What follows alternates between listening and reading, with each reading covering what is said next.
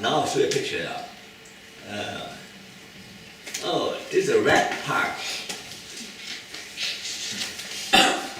Now, how many people have heard about Bruce Alexander? He is a professor at Simon Fraser.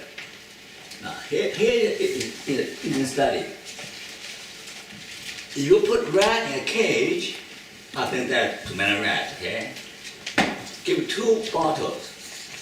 1 bottle is water, 1 bottle is morphine. Guess which bottle the rat drink? Morphine. Morphine. Morphine, yeah. Right. Morphine. All the rats prefer morphine, okay? But if you put rat in a rat park, there are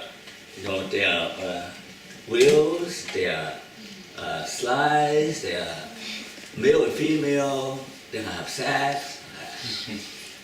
It's a normal, try to make a normal colony with all the activities.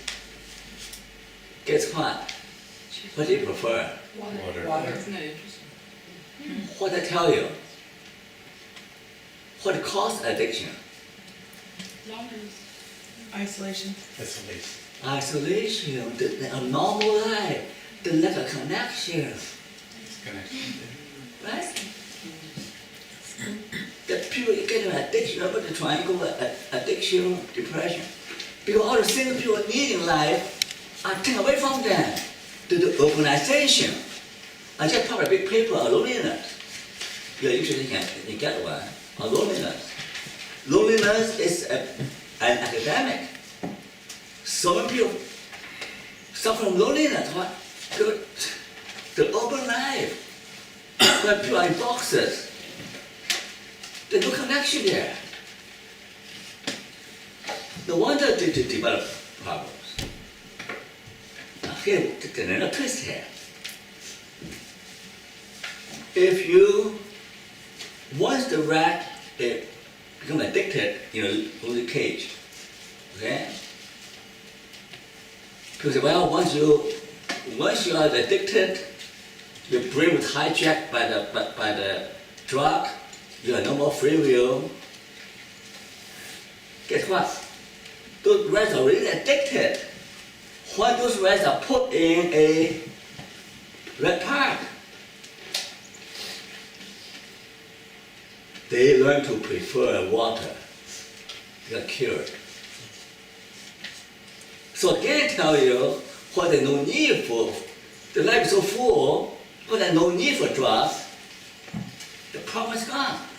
About the importance of environment, importance of meeting the basic need for connection, for achievement, right? So this is so when we talk about mental problem disorder, there's so many disorders because our life is all messed up. People are cut off from each other or alienated from each other. It's not normal. Back in the old days, when people work in a village, in a community, everybody cultivate the land, work together, they sweat, they're full of sweat and hard work, and they laugh, and they go home together, eating together. The togetherness. And they do spiritual dance, and there's some Indian community that the spiritual dance, right? Spiritual dance is very therapeutic. They dance, they eat, they have fun. Wow, what a happy life, healthy life. Now with information age, everybody's hooked, addicted to this iPad, iPhone, They don't talk to each other. But the technology is ruining us. So if we don't go by the basic, we'll continue to be messed up. The basic thing about relationship, about mixing with your life, about spiritual needs, about religion, about social justice, these are basic human needs. Right? So, and it's helpful that when people suffer from disorder, it's not an individual problem, it's a societal problem. And you and I, as therapists, I've been involved in social activism.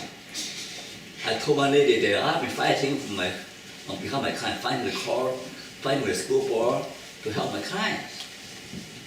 So we are involved in social activism. Right? Whew. Oh, sitting down now.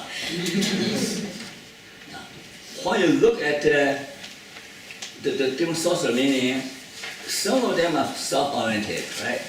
Positive emotion, goal striving, acceptance, intimacy. Some of them are other-oriented, good relationships, transcending, religious beliefs, so just. So we need both self and other. If you only self, you'll be in trouble. If only others, you'll be also in trouble, right? If you don't take care of yourself, who take care of you, right? So you're responsible for taking care of yourself. Now here's the balance line. This is my picture, right? We can see that everything, the 8 things, everything balance each other.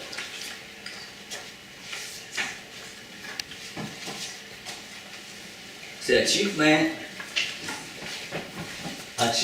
is balanced by acceptance. You got limitation to what you can do, right? Intimacy is balanced by relationship. If you only have one person, you ignore all the others, you're not healthy, right? There's a balance. If self-transcendence, you want to transcend yourself, help others, and fairness for all is balanced out each other. So and then you have positive well-being. So that is a balanced model. Any question?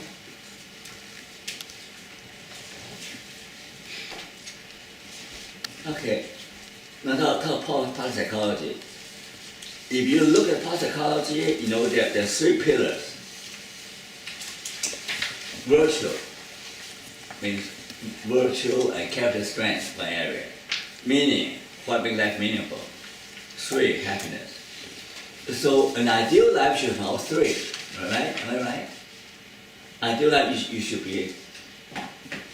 feel happy, also feel that your life is worthwhile, meaningful, and also you are not a bad person. Your life is good. You're a decent human being. You're not a jerk. You're not a badass, right?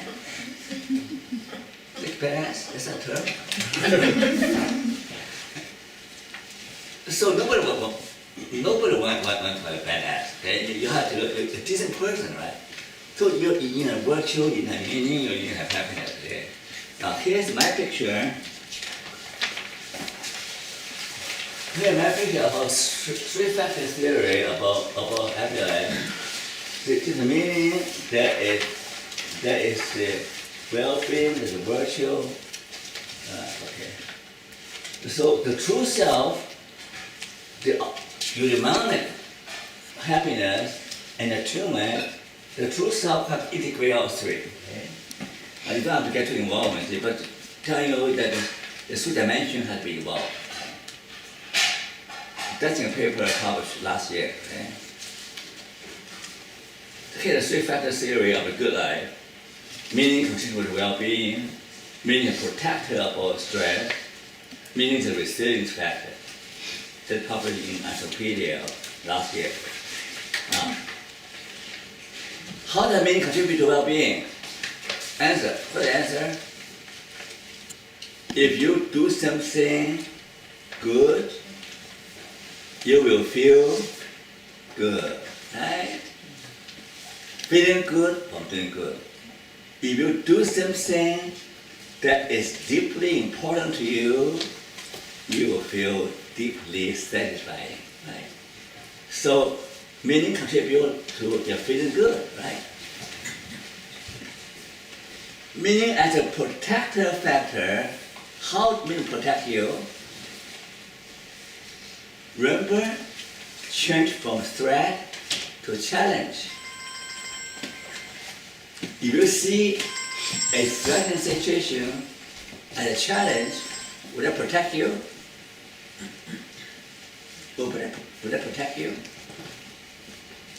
Eh? No?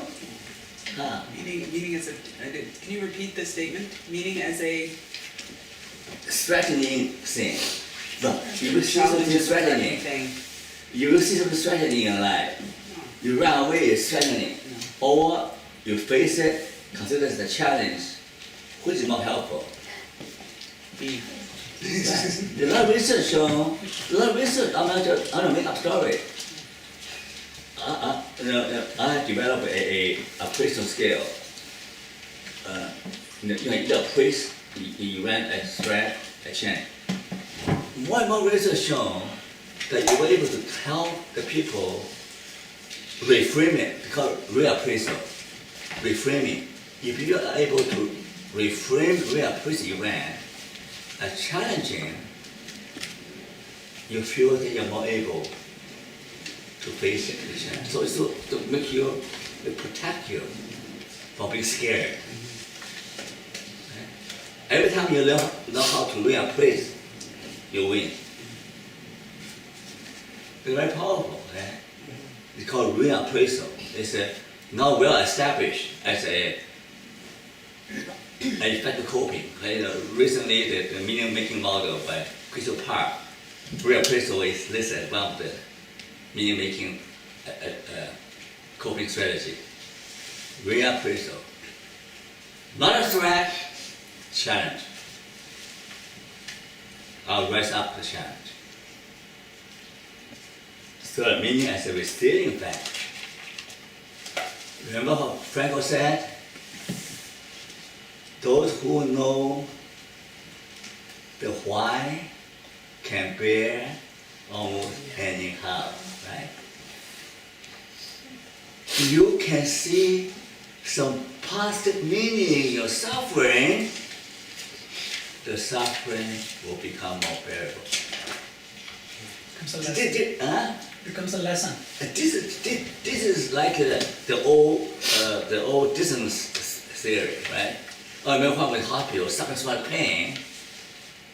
And what for? If I can think up a reason for my pain, no, well, my pain is worse than because I gained that. You were able to find a reason for pain.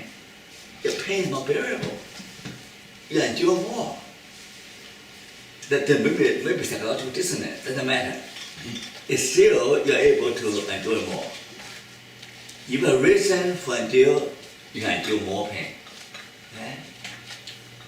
Oh, I remember a mother, so terrified about going through chemotherapy. She refused. She said, I'd rather die than go to chemotherapy. And then finally, she realized it. But of her children, I'll go through it for my children, so that they will have a mother. See, a reason, right? I'll go through chemotherapy, so that I'll increase my chance of survival for my children, not for myself. I'd rather die. So that's why you're able to help to find positive reason.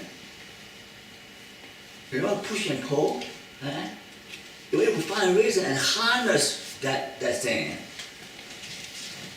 Then you have motivation to recover. Okay?